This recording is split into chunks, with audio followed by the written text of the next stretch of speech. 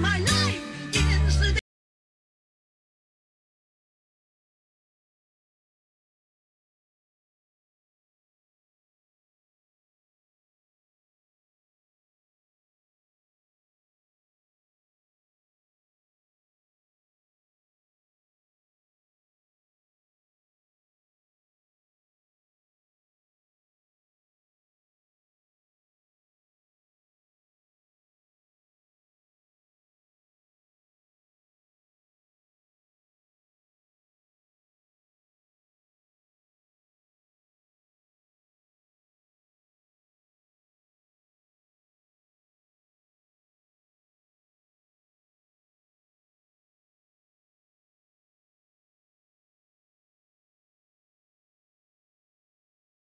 Please enjoy this feature presentation of the Crooked River Radio Network. This program is rated for all audiences.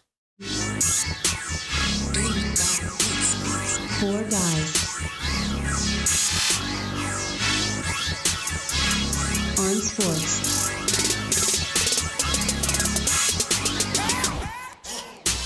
Four guys on sports.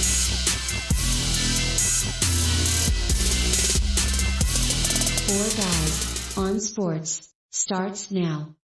Yeah, donut hole. What's going on, you guys? Isn't it grand to be here? It is. Once again. It is. Yes, it is. It's we do it under heavy hearts, but strong spirits. And I have nothing but respect and love for the Morrow family, for you, Gordon. Sean was a brother of mine and is, and I've known him for 40 years. And it's still tough to process, but we're going to get through it. And we're going to do the thing that he loves best, which is talk about sports and life. Yes, sir. Yepper. Anyway, what do we got going on today? I know Guardians we're got themselves a baseball game. Had themselves a playoff series to remember, but you can't remain punchless forever. And the Browns, if they don't win the game, I would say put their entire offense in the Tower of London and forget about them. Well, there is a ton of stuff that is wrong. And every year they make the same damned old excuses. Oh, we're building it. Oh, yeah. Oh, well, so-and-so didn't do his job. We got to work on that. I mean, they've been working on it for the last 50 flipping years. And when I saw that game, I thought they actually had a half a chance of winning it. Oh, the Lions game? Yes. And you had Flacco in there that's about got as many movements as a lame duck. And but the story I've been getting up here is they're going to get rid of Flacco, or they actually benched him. Yeah, they did. Oh, they did. You got to look at this. Yeah. The way they did, but it's not his fault entirely. Joel Bitonio said it in a recent press conference in London that they feel that the offensive unit as a whole let Joe down, and by extension let themselves down. If this is a team that's young, they're going back to the offense that they ran in the first few years of Coach Stefanski's tenure. And so there's a youth movement going on, which means there's a learning curve going on, which is not fun. Yeah, the one of the biggest things that bothers me is we come out of, for a year there, we came out of having Stefanski doing all the play calling. What did you have last week? Stefanski calling the plays. What did you have the week before that? Stefanski doing the plays. It's just a vicious cycle with them, and I don't know how they're ever going to break it. Maybe is it the play calling or is it the execution that's the issue? Because if the plays call and they work, nobody complains. If they're poorly executed, then they'll complain. Well, I think they were poorly executed, to be honest, because you had some wide receivers that had some major drops. Yes, You also had every um, every player on the defense coming after Flacco, and he's a pocket passer, so he wasn't going to be able to do it. Because they rush damn near every play, and it's poof gone. Like I said, I just got to the point where don't think it's. I don't think they're going to do well this year at all, and well, hopefully, that's some of it's by design. I don't know what you think, Gordon, but it's by design that they're having a youth movement. They're basically paying for the sins of the Deshaun Watson contract and also moving a lot of money, salary cap wise down the road. So they're going to be fiscally constricted, but they're also going to be somewhat talented. This is the first time in a few years that Andrew Berry and his team have had a chance to really stock the cupboards full. And this draft, how it's going so far, I think that he's done a fairly good job of getting some key players. He just needs a lot more pieces. Agreed with that wholeheartedly, because we talked early on. We felt like the draft, they did what they needed to do or what they could address initially. And hopefully, and it might sound harsh, but I know with them benching Flacco, I would like to see a little bit of Shadir, but maybe use him for trade bait. If the kid performs well, use him for trade bait.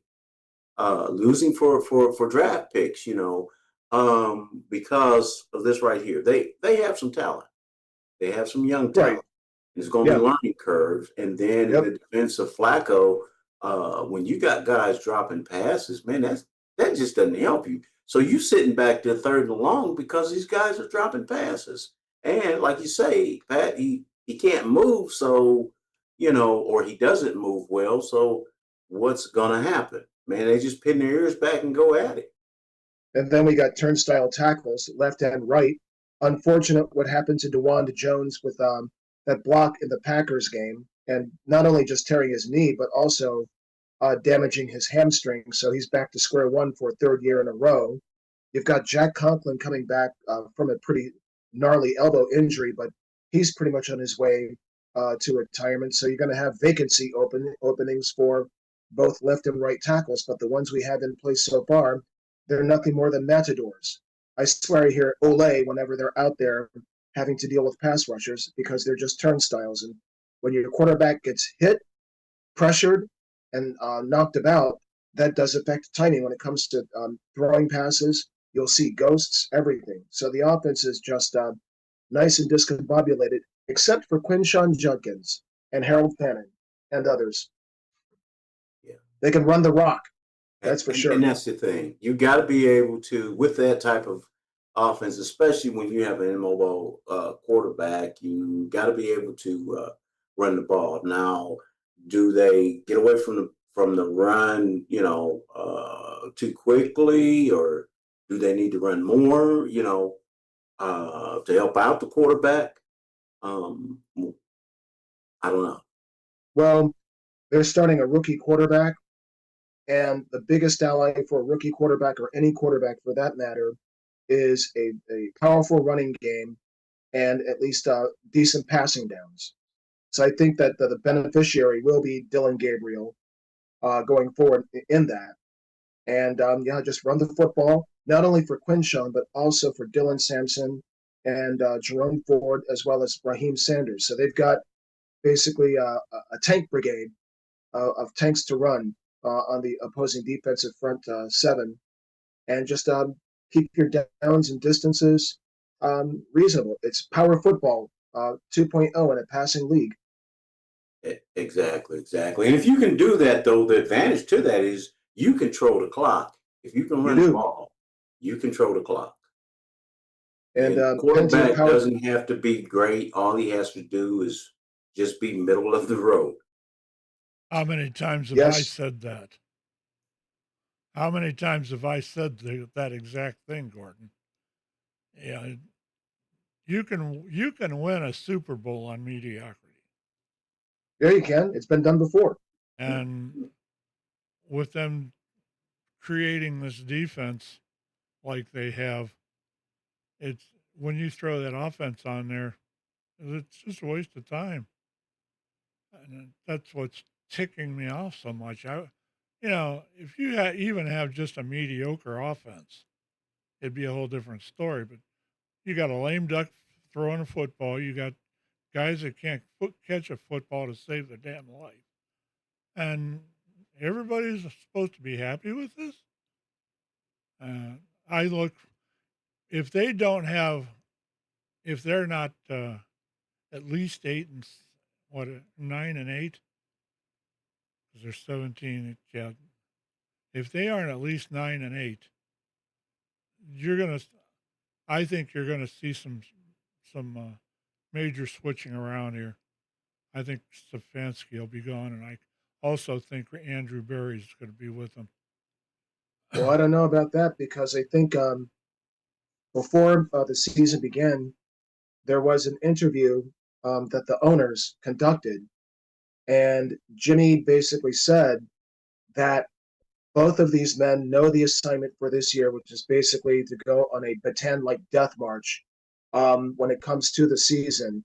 He's not really inclined to want to let them go because he talked about how both Barry and Stefanski, one is 42 and 38 years old respectively, are doing the hard thing of gaining experience, and they're not necessarily upset with how things are being conducted. However, they do not want to see, another 3-14 season, but they expect the team to play a lot better, knowing that they're not going to win as many games. So we'll see as to what happens, but I don't think that they'll be let go. People have been screaming for Stefanski's head for 6 years, and they haven't done it so far. Well, as far as Stefanski goes, and especially Andrew Berry, plus we can't forget that other idiot that was a data guy. What the hell is his name? Oh, Paul DePodesta. DePodesta, right? You get, if anything, that guy should be gone. And then after that, maybe Andrew Berry should be gone also. I don't think Stefanski's has got that big of an issue right now, but if they go 3-14, it's all over. Yeah, especially if they collapse and quit on each other. Because what's going to probably happen with this is you're going to have failure in the locker room again, and that'll get rid of Stefanski. And it looks like at this point they're right there. They're right there on the cusp of it happening. I kind of disagree because I'm still a bit of a Stefanski fan, and I'm just looking at what has happened over the years, the injuries, different things. But you're absolutely right. If they go 3-14, what it shows is he's lost the locker room. He's lost the team. Then you have to get rid of him. But at this point, I think he is still somewhat of a player's coach, and I just feel like Sir said, they don't want to say it, but they're rebuilding again. Yeah, they are. They are. This is the I'm telling you, their team, like, they remind me of the Dallas Cowboys, man. They love to tease you a little bit. Yeah. It won't be horrible. They may start off and look pretty promising, and then they'll have a lot of middle of the road seasons, But and I'll say this: AFC is not.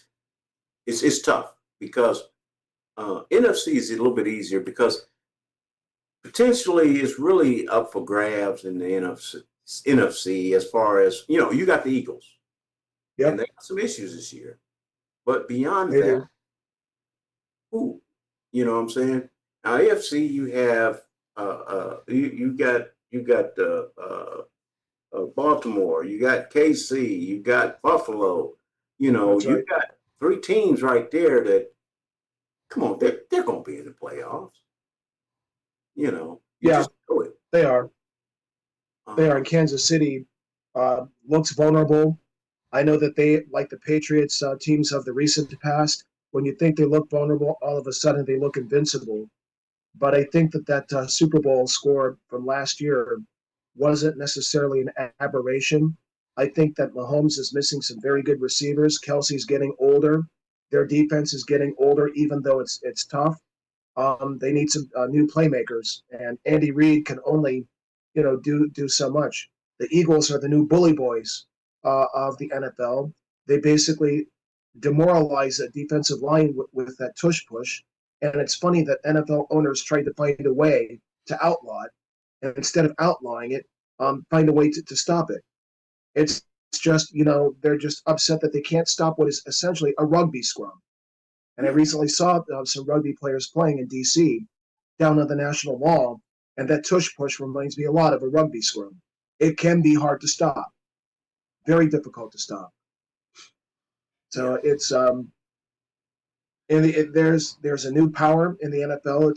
It's Philadelphia until proven otherwise, and the Cowboys. Well, I think things won't change for them until Jerry Jones isn't so visible. But I think his son Steven is just as much of a visible factor as his dad is, unfortunately.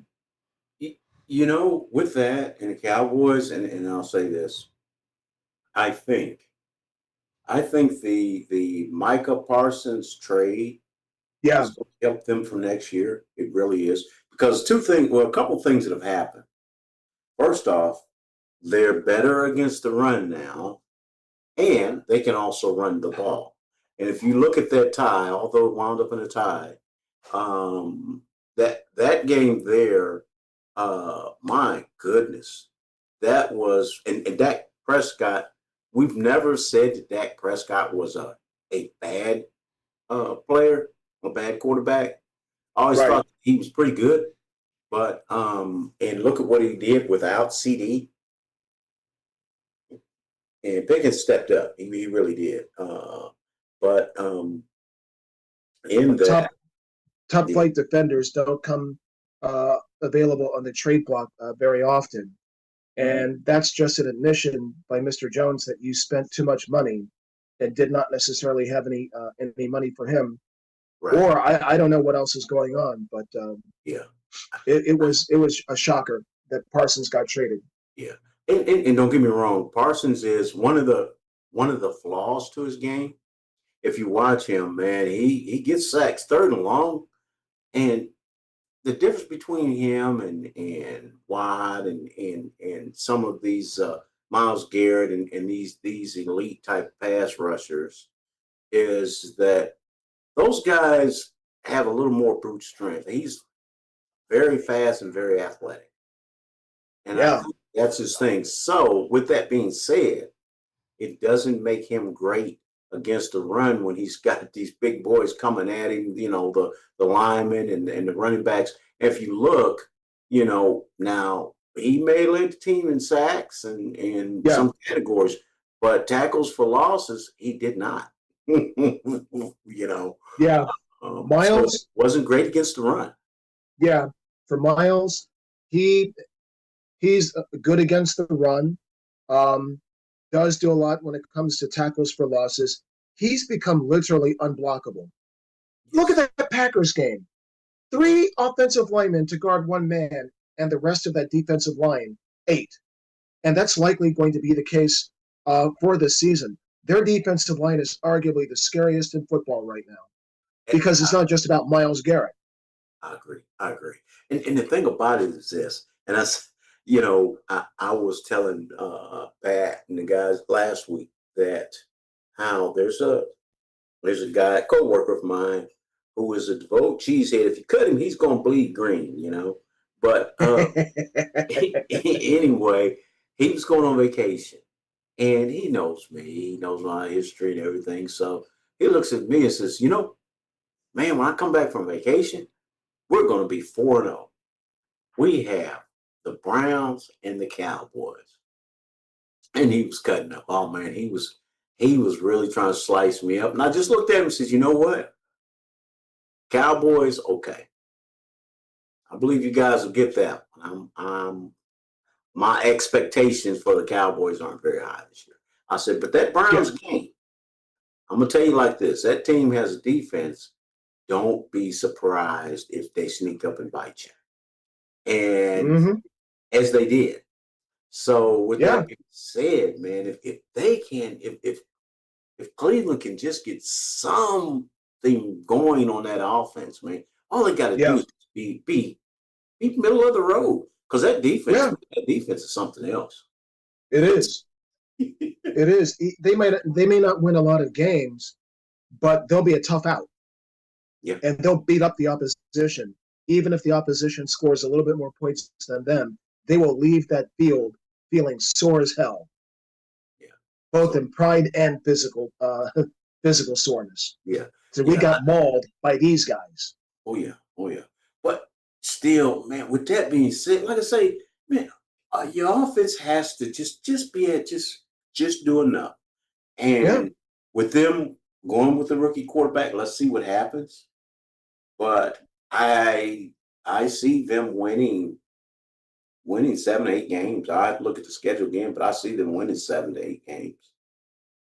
For me, I just take it game by game. I got out of the guessing how many wins a team would have sweepstakes a long time ago, because the NFL and a lot of other sports leagues, they'll make fools out of you.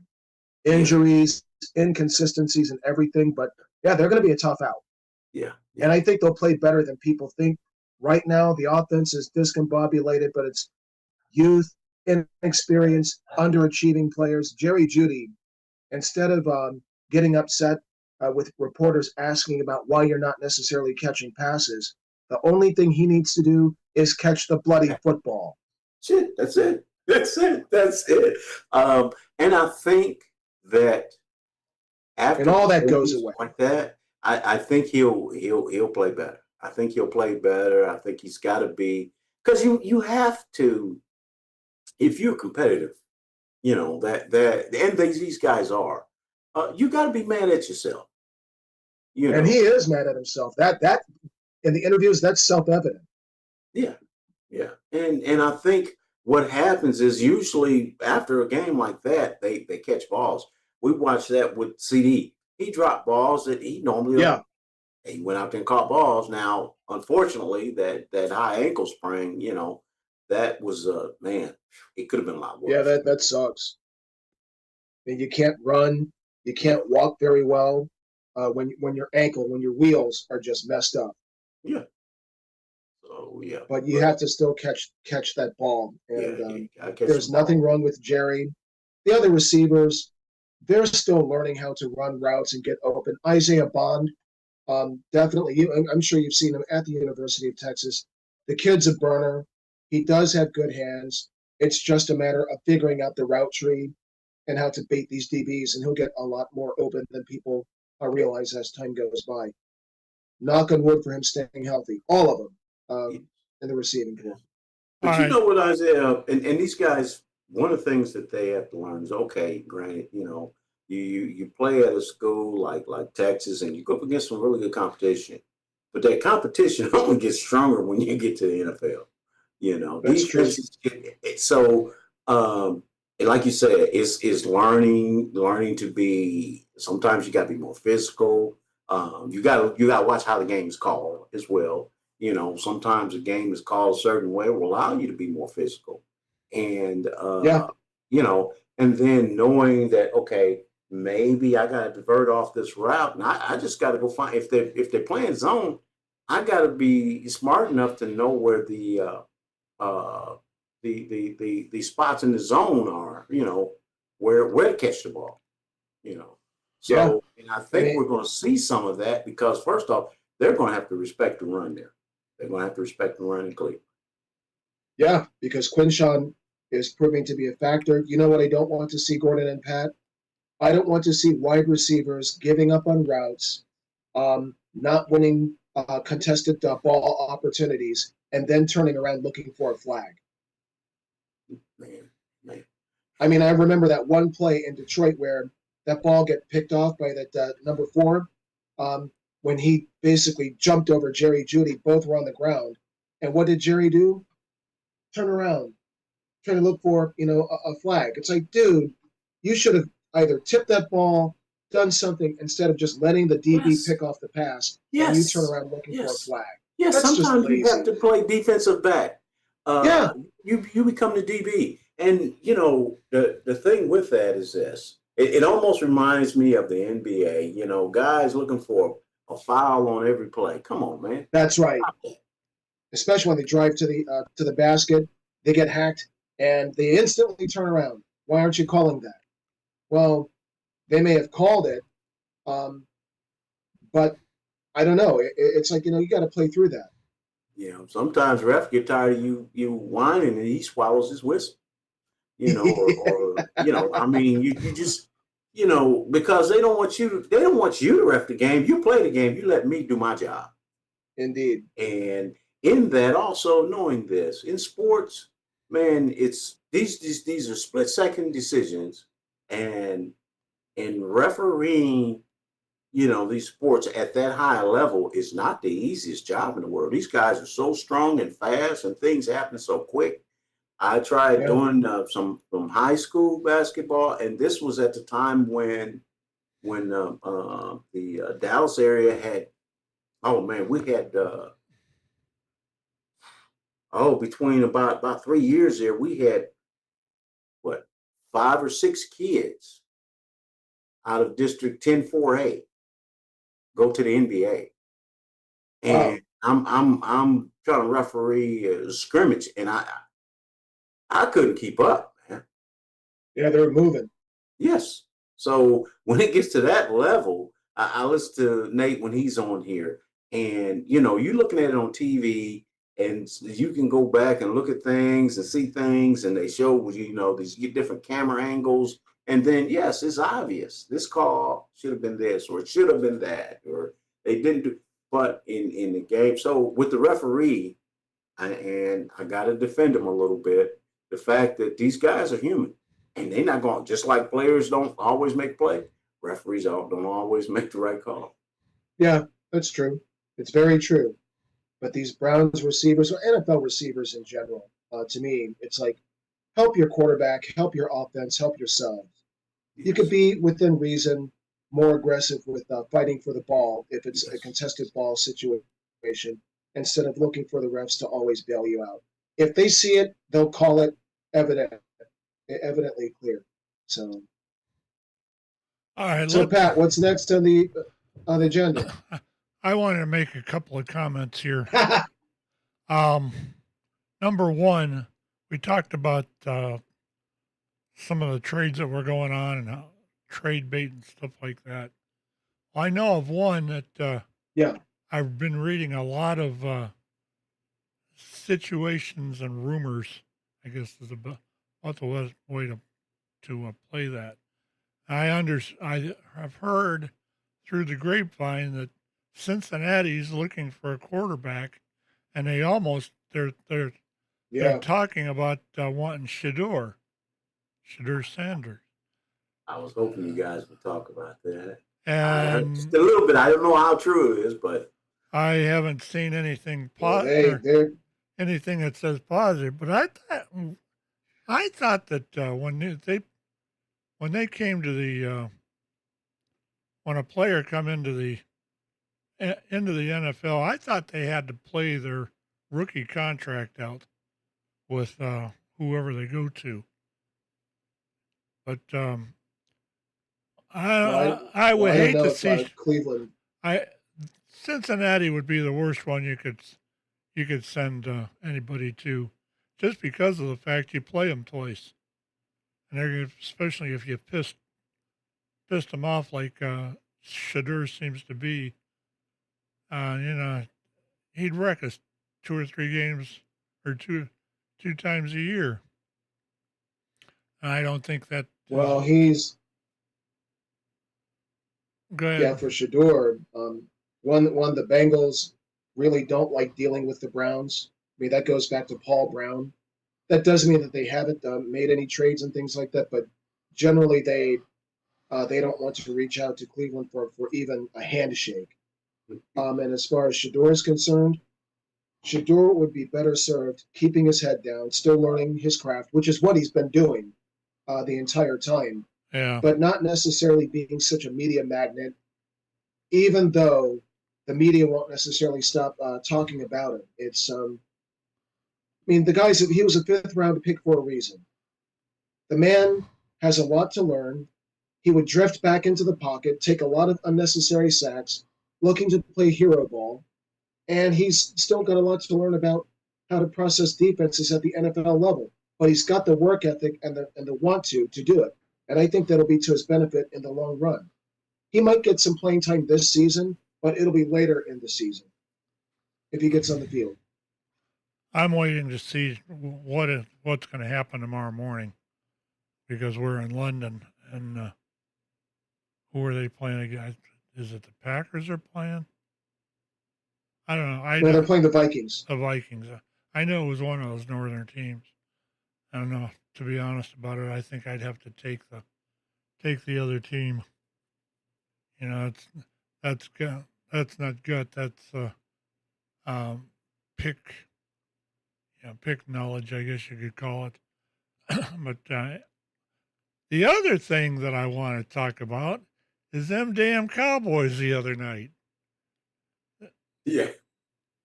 Let's hear some gloating over there, Mr. Gordon. I can't really glow because it's a tie, but when you look at a team and you see, well, when I got to the game, when I got to watch, I looked, it was 13-2. Yeah, and something it just like happened that. so quick. Turn on the game, and I had a couple other things I was doing, and I came back, it's 13-2, and I had to go to the missus and go to my wife and say, "What happened? Was there a safety?" She said, "No, we blocked it." But in the meantime, they were, Green Bay were doing their thing. Look, next thing I know, I'm sitting there watching, and the game got good real quick. That last 3.5 or 4 minutes of that game was awesome. It almost looked like they were two playoff teams. It really did. Yes. It was a really good game to watch because I'm one of those people that, and I've said it over here on the show many times. Nate, when he's on, he loves blowouts. That just thrills him. I get distracted when it's a blowout. It's boring to me. And it was almost what I wanted, except for the Cowboys didn't win. But they showed me something. And that offense can be a pretty good offense because that's all they were touting was that, how great this Packers defense is. Man, they got shredded. They did. I could tell. But so did the Cowboys defense got shredded too. Absolutely. But I expected that because the secondary is horrendous. And don't get me wrong, we do miss Michael Parsons as far as pass rush goes. But yeah, the other side of that is here lately, we've been a little better against the run. And again, it shows something. Because like say, Micah was not great against the run. And really in that game, he had that one play at the end, which he ran Dak down from the back, but which saved the game for them, saved them from losing the game. But I'll say this, Micah wasn't much of a factor in that game. Of course, they know Micah, but he really wasn't, until that point, he wasn't much of a factor in that game. They ran at him, they ran away from him, and you saw when they ran at him, he wasn't much of a factor at all. Yeah, he's going to have to learn to be a complete defender. And that does take time to understand what the offensive lineman or offense is going to do to you, what they're not going to do to you. Maybe getting stronger at the point of attack, but tackles for losses and bringing down running backs is going to have to be something that he would have to excel at. I mean, that was the same kind of complaint they had about Myles Garrett, but that got turned around really quickly. Not just only Myles Garrett, but even T.J. Watt in Pittsburgh. and he's a disruptor for a linebacker, especially an outside linebacker. And once they put everything together, they can be very tough. And you're right. You know, Micah, I felt like he was going to continue to get better because we've seen him drop back in pass coverage. Now, I don't play with that too much, but still, he's fast enough that, you know, and he's one of those guys that, you know, he can. I think most any quarterback in the NFL, he can run them down. Yes, he can. He's done it too. Yeah, he's done it. So he's proven that. So he's got some great, you know, skills there. But I just think that there's where he needs to improve. Now we'll see who won that trade down the stretch. But I think them getting what they got 2 first-round picks out of that. They did 2 first-round picks. So we'll see what happens there. But yes, Pat, to say on that game, it was a fun game to watch. It really was. And we know that you know, we have one of those kickers that it almost scares me that, you know, they'll sit back and say, hey, you know, hey man, if we get it to the 45, man, we'll kick the ball. You know, we'll do field goals, you know. But I want them to hopefully this defense has to get better. It has to, because it's horrible. They lead the league in you know, big plays. That secondary is getting toasted. They play back there like part of the thing is this, and we were talking, and so many people have said it. I think Diggs would be better as a safety because he's a ball hawk. Yeah. He was a receiver. He's a natural receiver, and he's thinking of catching the ball. If he could be a free safety back there, I think he would be better served. You know, he's really not a cover guy. Even the year that he had the 7 interceptions, it was first off, nobody knew about it. So he had 7 interceptions, but also we had more of a pass rush as well. But to say this is that he was still gave up more yardage than any other DB. He was still the leader in giving up big plays because he was a gambler, man. So, you know, we really look like we have safeties back there rather than actual cover guys. Yeah. That's something that's got to change. It's so I remember hearing on radio, 92.3 The Fan. They interviewed Hall of Fame DB for the Packers. He's also, I think, a radio broadcaster for them, Leroy Butler. And he talked about how for him, lasting as long in his career as he has, he wasn't necessarily looking to be a hitter as much as it was an effective tackler. And that also implies understanding coverages, understanding where your receiver is going, and bringing them to the ground, not giving up the big play. They'll get that yardage and nothing else further. And you can't be a matador as a DB any more than you could be a matador as an offensive lineman, guard or tackle. Can't do that. But get them to the ground. Yeah. Let's touch a little bit about the college ranks and that now. I'm looking to see what there's a college game on now, but I don't know who it is. It's Air Force and Navy. And who's winning that? I see it. Navy's winning by 3. As far as Ohio State goes, any idea who they play this week? Yeah, they play Minnesota tonight in Columbus. Night game. That'll be a good one. Yeah. It's a night 7:30. game. Yeah, it figures. Right in time to take my stooges away from me. I watch I watch quite a bit of MTV or my TV, and I usually watch the Stooges from 6 to 8. Okay. That's my show, man. between that and a couple of cartoons I catch on there every once in a while. I actually And their watched movies them. are, yeah, their movies are 80 to 90 years old, but they're still funny as all hell, even now. I actually watched In Harm's Way last night with John Wayne. That Oh, was the Otto Preminger film. yeah, It's very well made. that was a good movie, and it. Very well made film. I'd Sorry about watched that. it a couple of times when I was younger.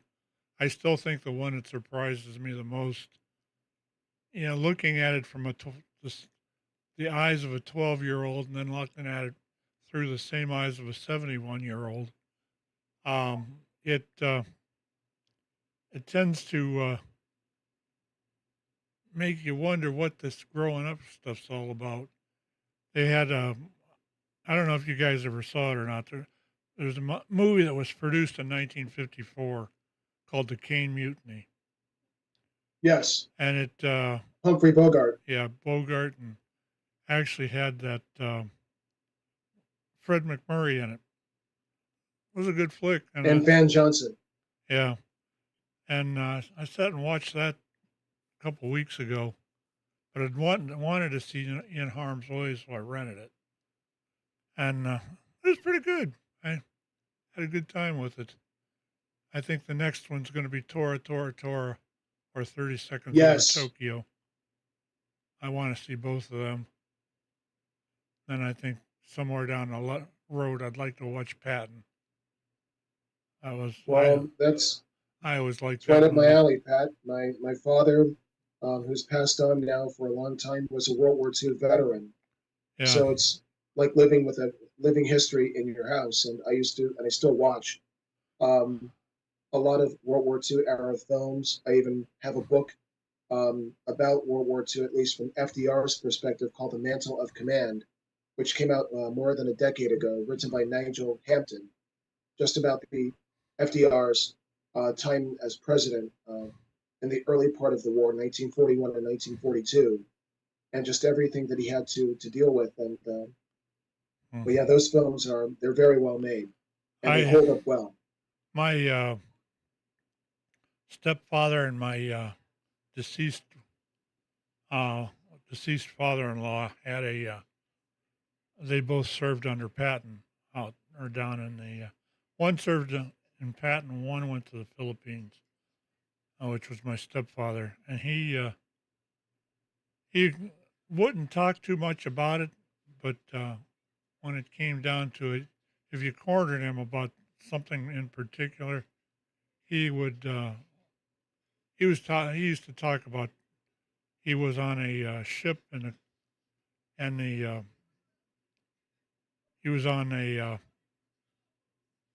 I guess a destroyer, and it started getting hit by Japanese Air Force, and he was talking about how one ran into it was a kamikaze that ran into the damn boat, and he actually he said when it hit the boat, he says you could feel the whole boat shake, and it blew me down a flight of stairs, which was Oh man, something else.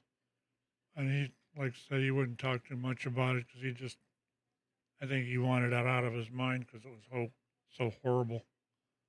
Anyway, we're off topic here, so let's snap it back a little bit. What else do we need to cover here? I guess we could do the picks if you guys are ready. Yes, sir. I got to get a pencil and a piece of paper. I thought about this as I was sitting down to turn everything on, and I don't remember what. I got to go look up the game, so there's not going to be any results from last week. I'll just do them both this week. So hang on a minute.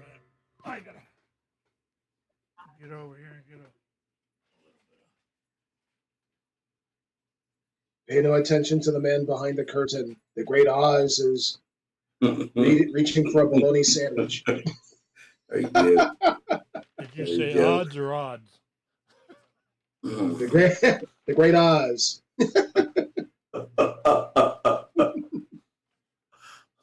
Okay. All right. Gordon, can you look them up? Yeah, let's see what I can find here. Let's see. That'll be NFL schedule. What week?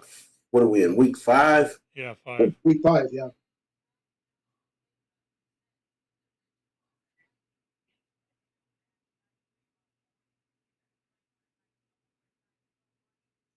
Okay. All right. Let's see what we got here. You ready? Yep, go ahead. Okay. First off, just towards the top. Okay. Damn it. Okay. We got Vikings and Browns tomorrow.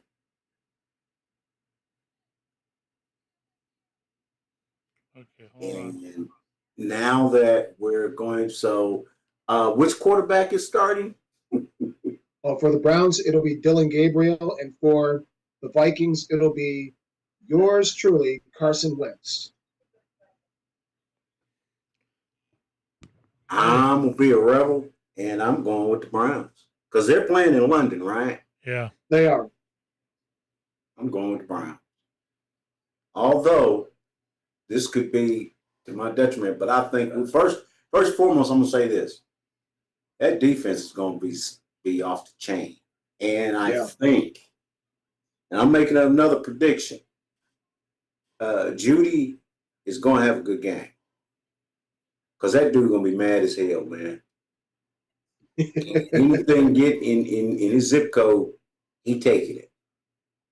Because we've seen the dude can be a dog, but at the same time, he can be, he's two sides of the coin. And he has been throughout his career.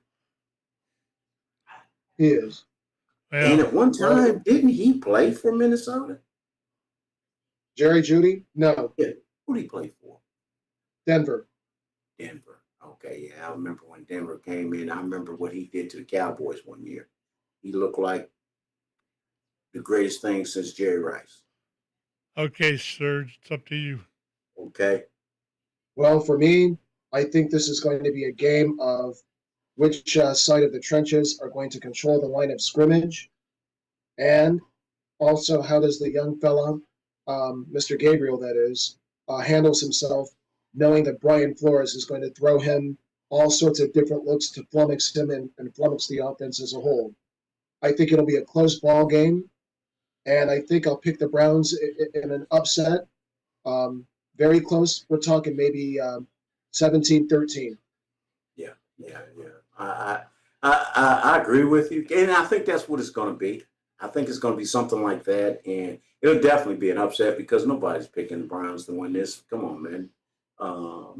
They're playing with house money. They don't have anything to lose. Right, and that's a dangerous team, though. Yeah, but like I said earlier, if their offense doesn't necessarily show any sign of life, put them in the Tower of London and forget about them. There you go. All right, who's next? Okay, Pat, who did you take in that one? Oh, sorry about that. Begrudgingly, I'm taking the Browns. Okay. They all talked all that noise, man. Serge, I think we got to it. This is actually one of those things where my head says one thing and my gut says another. I hear you. Yeah. And okay. Between next, this is also one of those West Coast East Coast things to me. Usually Cleveland always has trouble with West Coast teams. That defense gonna shred him. They gonna tear Carson. So, I'm gonna say this. Okay, Cowboys and Jets tomorrow, and I'm taking the Cowboys. Yeah, I think the Cowboys get it done. I know that Aaron Glenn definitely has those guys in New York playing a lot better than they were the year before. But Cowboys have a lot of pieces in offense, and the Jets are still in a rebuild. Yeah. I'm getting it written down here. All right, let's go ahead and do that. Who's picking first? Oh, well, I'm taking Cowboys on that one. You said, and he's and Serge's taking Cowboys. You taking Pat is on you. Hmm. And I'm trying to think what the Jets have actually got that could beat the Cowboys. And judging from their past experience, I think this is going to be a lot closer than anybody thinks. But just for shits and giggles, I'm going to take the Jets. Oh boy, we'll roast you on that one now. Okay, all right. Yeah. Next, Besides that, they're going to be wore out from that 5-quarter game they just played a couple of days ago. They're going to be all wore out. they've done that twice this year so far. Uh, So okay, all right. Next is Giants and Saints, and I'm taking the man. Giants. Yeah, I'll take the G-men too. The Saints and Browns, they're practically going to be gunning for the top end of the draft. And the Saints, like the Browns, are also rebuilding as well. So I'll take the Giants. I think that Jackson Dart's going to have a pretty decent day in his second start. and hold on a second. Gee. All right, Serge, you're taking the Taking the G-men. you're taking the Giants. All right. Yes. And Gordon taking the. Giants.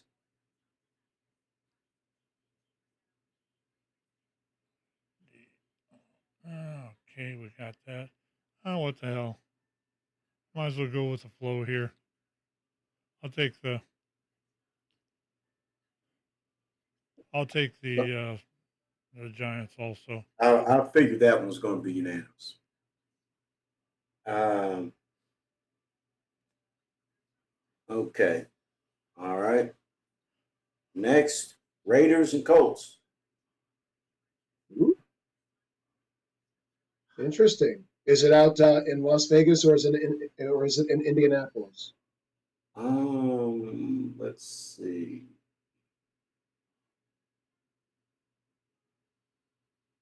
Lucas Oil Stadium. So that's going to be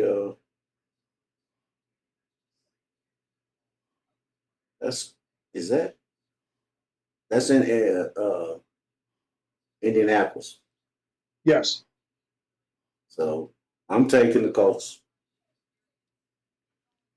To me, I look at this as a pick'em game, a wild card game, Yeah, because true, Pete Carroll has a very interesting way of motivating his team that tends to work.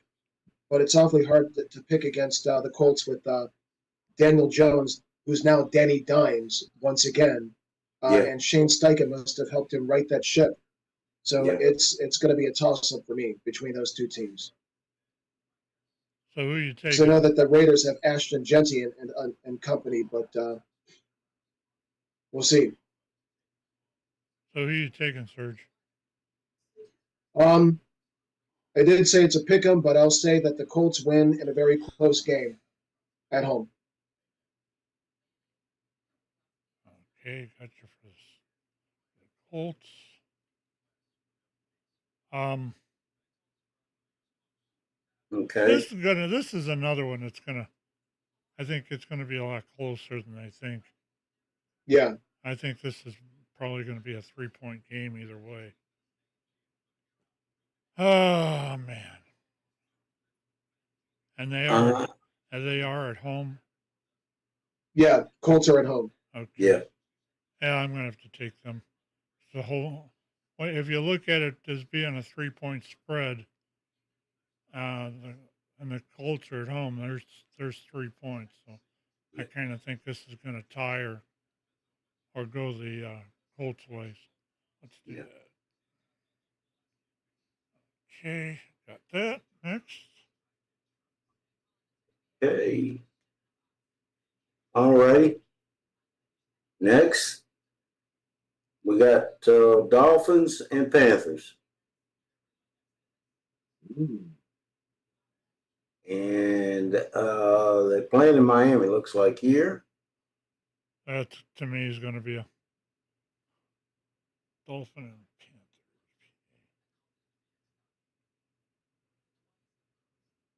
I'm going to have to make up a. Two interesting teams. They are. They really are. One might be looking for a coach sooner rather than later in Miami, and Carolina is Bryce Young. I guess is playing a lot better, and they've got that good rookie wide receiver there. If it's in Miami, I'm going to pick basically the fish to get it done over Carolina. I'm gonna go the other way just for argument's sake. I don't know. Oh yeah. Okay, so Serge, you want the Dolphins? I'll take the fish at home. And I hate to say this to you, Gordon, but I'm doing what Serge said. Yeah. It seems more obvious, but I'm just for argument's sake, I'm going the other way. Yeah, I think that Stephen Ross is basically going to put their coach on a death watch. But I'll say this much about Miami: they should continue to do their utmost to keep Tua upright. He's one good hit away from retirement. That's the other thing about that, man. I'm so afraid for that. And I mean, because the dude is, I like him as a quarterback, but he's just like say, man, it could be, man. I remember that one hit that he took against Cincinnati, and my man's arms froze. Yes. That was scary. Yes. All right. Okay. Next, we're going. Let's see. We have Broncos and Eagles. Look like they're playing in Denver, and that's going to be a good. That's going to be a good one there, man. Yeah. I'm tempted to take the Broncos because that's a pretty good team, but I'm gonna go with the Eagles. Mile High has always been a difficult place for teams on the East Coast to play in, but I think that the Eagles are going to play road warriors and pull off a close one in Denver. That's what I think. Okay, so you're both taking the Eagles? Yep. Yeah. I think I'm going to have to do that too. I like that Eagles team. I've been following them for a number of years now. So I'll just mark that unanimous. Man, that's going to be good. I think that's how the Browns want to build their team, which is like similar to Philadelphia, having strong trenches, both offensive line and defensive line. All right, Gordon, who's next? Okay, Texans and Ravens, and they're playing Texas. On Houston? Mm-hmm. Well, I know that Lamar is out with a hamstring injury. And I know that they're not a very happy bunch right now, losing that winnable game against Detroit the way they did. And Derrick Henry basically on the sideline getting frustrated because the Lions basically gang tackled him and caused him to fumble at a critical moment. I'm going to basically say it's going to be a close game. And I think that Houston could pull it out, but I would not be surprised if Baltimore wins it. I'm going to go with Baltimore because I think they're mad as hell. Oh, yeah. Oh, yeah. But their backup QB had better get it done, but I'm sure that Todd Monken is going to have that guy ready to go. Yeah. And Harbaugh's a master motivator. Master manipulator, too, but a master motivator. Yeah. Okay, so Gordon, you took the Raider or the Ravens. Serge, Yes, sir. Serge, which one? I think that he made a good case for Baltimore, but D'Amico Ryans, there's something about that coach that gets that team up and motivated, and we'll see how they do it, but I think the Texans could pull it out because I'm sure that they smell blood in the water now that Lamar is down. Lamar is down? I didn't hear about that. He's out, yeah. What you say, hamstring? Yeah. I think I'm going to take the Texans on that one since he's not quarterbacking. Oh, yeah. Yeah, I kind of think that along that lines, there's a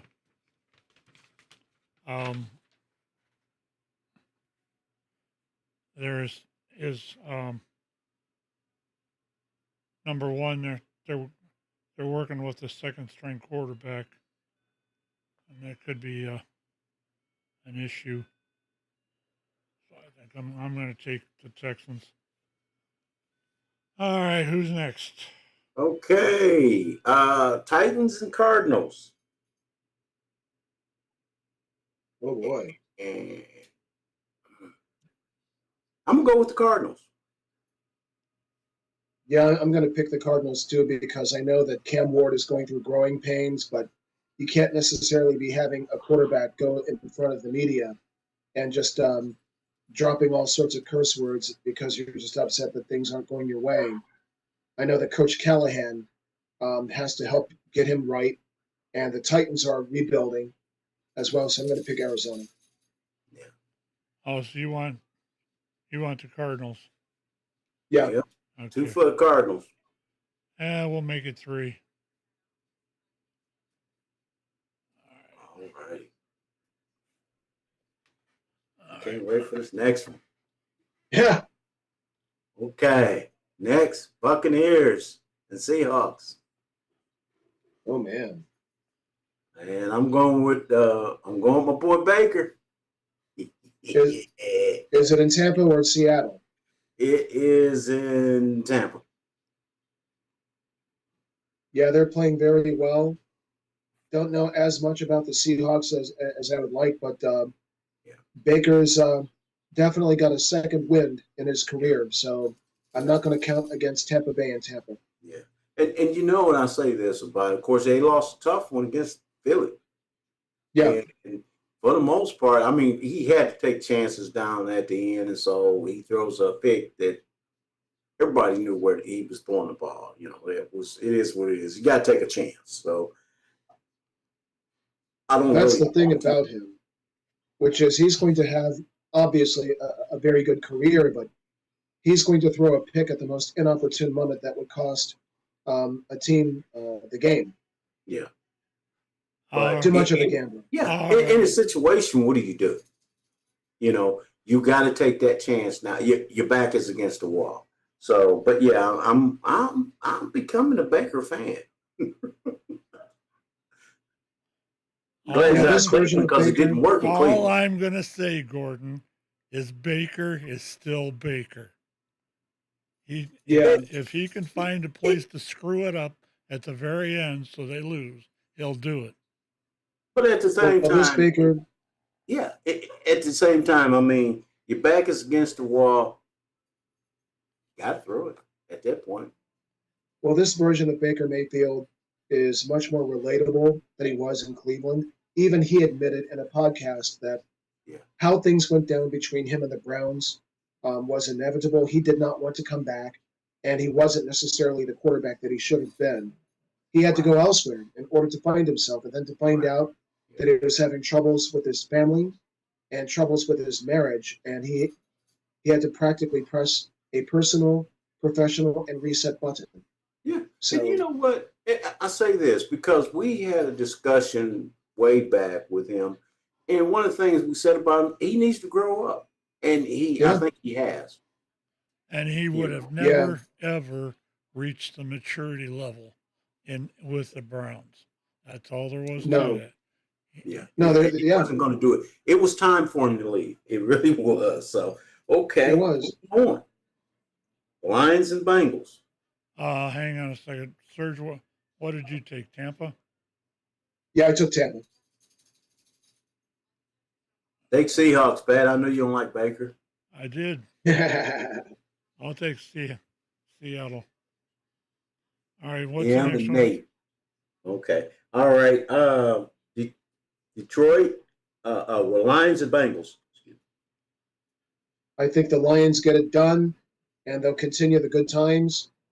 They're in trouble. They're in deep, deep trouble in Cincinnati with Joe Burrow being gone.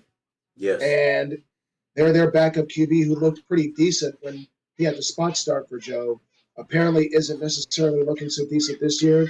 And the Lions are proving to be a juggernaut. Dan Campbell, he might be a bit of a head case, but it works in Detroit and it works in that culture that they have. Lions get it done. Agreed. Big Lions.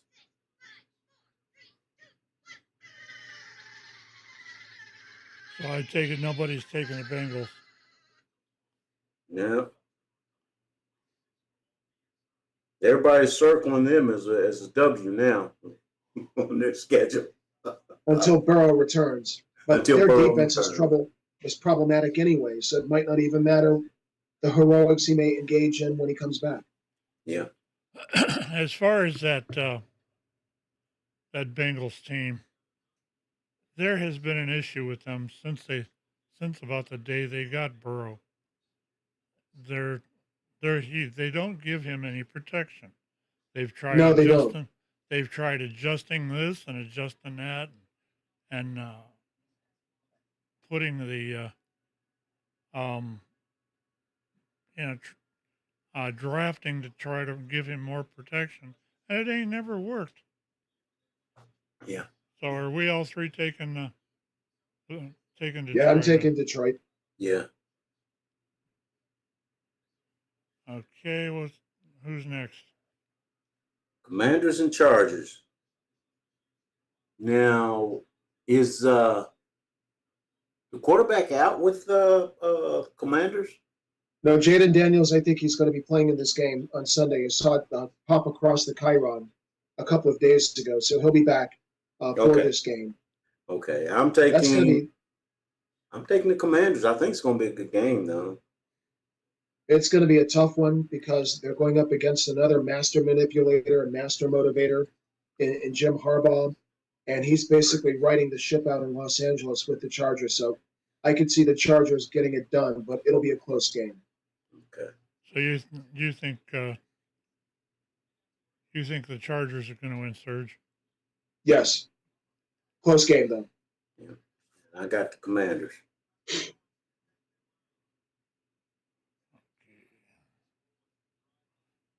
All right. I think I'm going to take the Chargers too, even though I don't like their coach.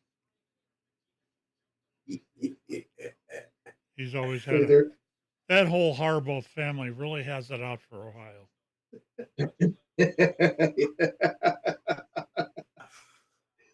If I didn't say it, I know that Pat would have. Yeah. All right, who's next? All right. It's going to be the Bills and Patriots and the Bills. And I'm taking the Bills. I'm taking Buffalo too. I think in a few years the Patriots are going to be a problem, and Mike Vrabel will make it so. You don't play hard for that man, and he's a player's coach and just a football guy. You don't play hard for that man, you are out in Foxborough, hands down. So who are you picking, Serge? Buffalo.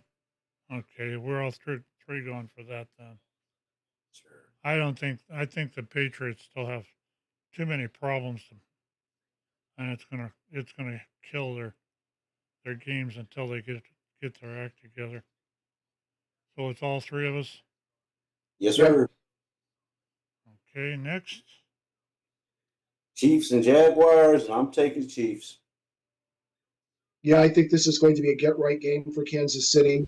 I think And so. Jacksonville, man, the Browns so far look like they are the big winners of that trade between them and Jacksonville. Travis Hunter may end up being a pretty decent player, but they're going to basically use the piss out of him, excuse the language, in order for them to get there. And there's still questions about whether Trevor Lawrence is going to be in their immediate future. So I'm picking the Chiefs.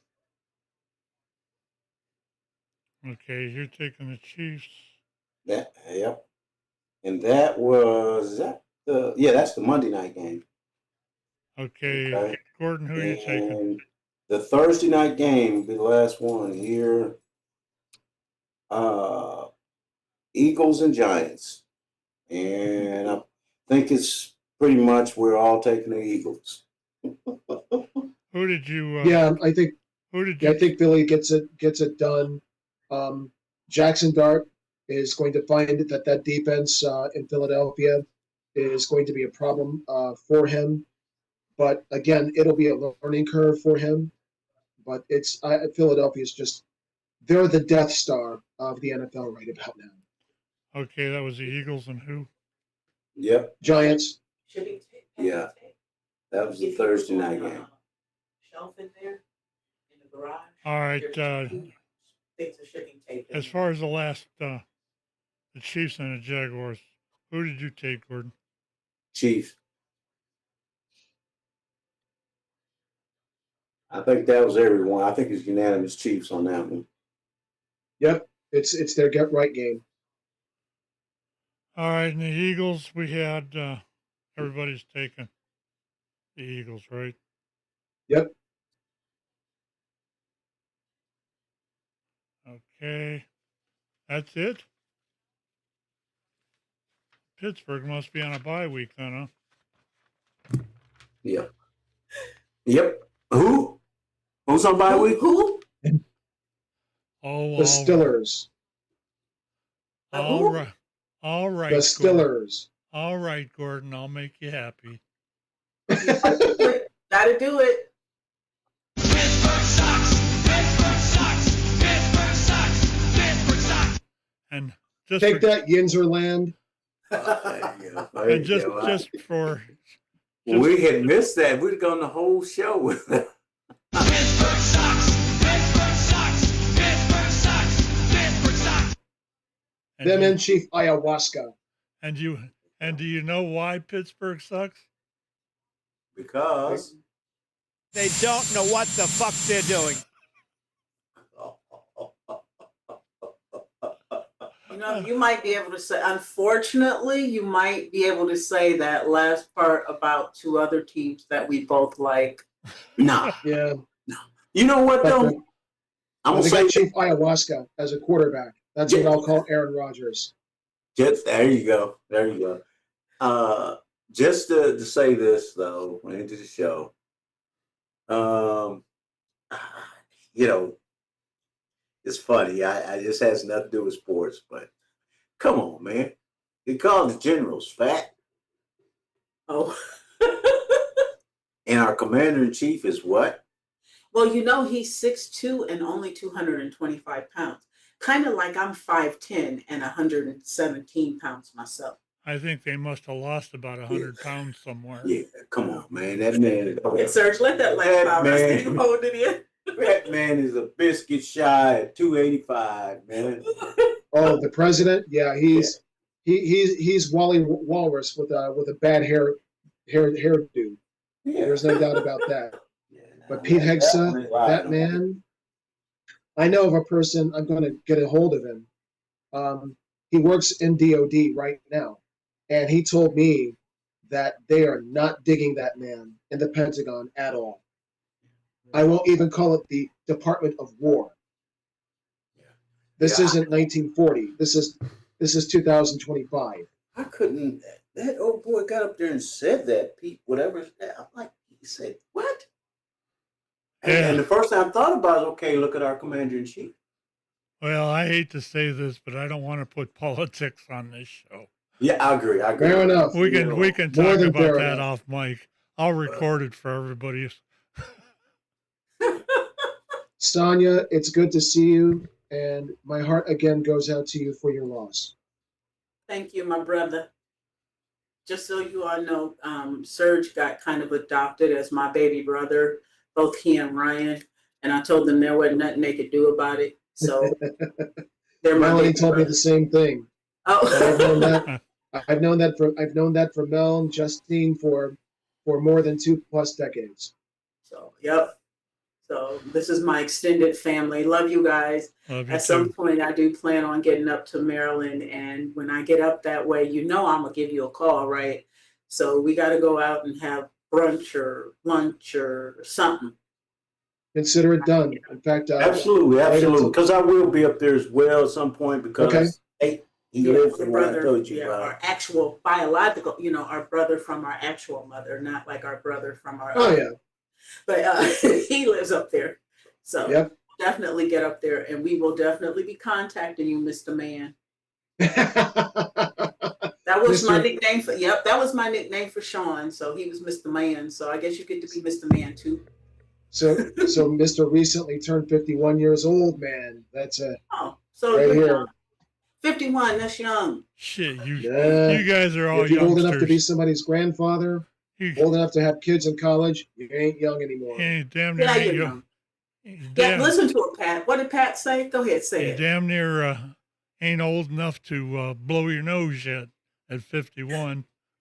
I'll put it to you this way: I'm still getting art messages to join. Yeah, you gotta be 55, but hey, man, you just now got the baby's milk off your breath. No, not by any means. Not according to art. They start sending you that stuff. Interesting when you turn 50 or even before then. It's like, wow. Well, funny story. When I was in college, my mom, and I was living at home, obviously, with my mother. And one day she could not wait until I put my books and everything down because she thought this mail was hilarious. Hilarious. I'm in my 30s, and she brings me my mail and she puts it in front of me, and she could barely hold in her laugh because it was something from AARP for me. She couldn't stop laughing. I'm looking at her like, that's not funny, Mom. She's looking at me like, oh, yes, it is, Sonia. Here's your mail. I remember. It's very funny. I don't It know. was so funny. I remember it was my I go to the DC Browns backers, and the former site coordinator emeritus. He's a Navy vet. He's about Pat's age. He's actually 70 years old, and he was telling me that you should consider joining ARP. I looked at him like, you. It's like, what, you read my mail? But it's good to be here one more year. That's all right. Absolutely. It They're is. just jumping the gun. They're just letting you know that they're there. But yep, Oh yeah. I didn't get to be that. So, Amen. and you look fabulous. So, Amen. yeah. Didn't you say you I- had taken up running or something, jogging? Well, I'll be doing that again, but I mainly do the elliptical, Uh-huh. and I also recently got diagnosed with gout last fall, so I Oh, dropped drinking a lot of beer and stuff like that, and lost weight that way too. So I feel better. And tonight I'll be going to a wedding. A friend of mine's getting married in Old Town Alexandria at the Carlisle House, and it'll be an outside wedding event. So it's good to be alive, and it's good to basically savor the lives and memories of those dearly departed. absolutely. Amen. Absolutely. 100%, brother. 100%. All right, let's right, wrap guys. this for this week. All righty. Coming up tomorrow evening at 7:30 to anybody that's interested, we have our radioactive show, which is kind of the flagship for the Crooked River Radio Network. Runs from 7:30 to 9-ish. Sometimes we run a little bit over because of the material we got, but we should be here. And then Monday night is our actual ham radio show, which will I'm not exactly sure what we're going to cover on there yet, but I'll get it figured out by then. Then the following that, we have this show again next Saturday morning. The other, and then the following Monday, we'll be doing The Art of Argument, which I have several people that have really gotten into the swing with us here. It's kind of fun. It's all political, and I get to piss somebody off. So that's a lot of fun. You can always tell when you've pissed him off because he goes, "Whoa, whoa, whoa." Anyway, that's going to be about it for this week. I'll leave the Zoom open. I'll probably be able to talk to you guys in a minute if you got the time.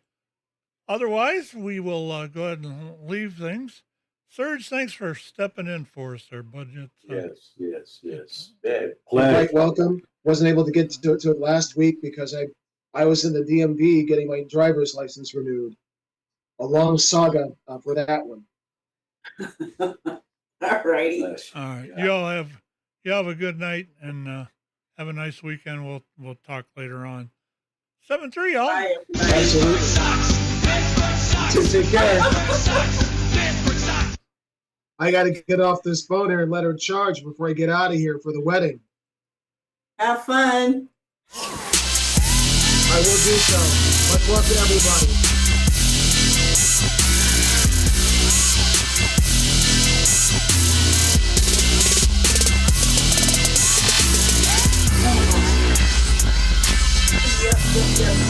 Putting somebody else on that somebody is a Yeah, production.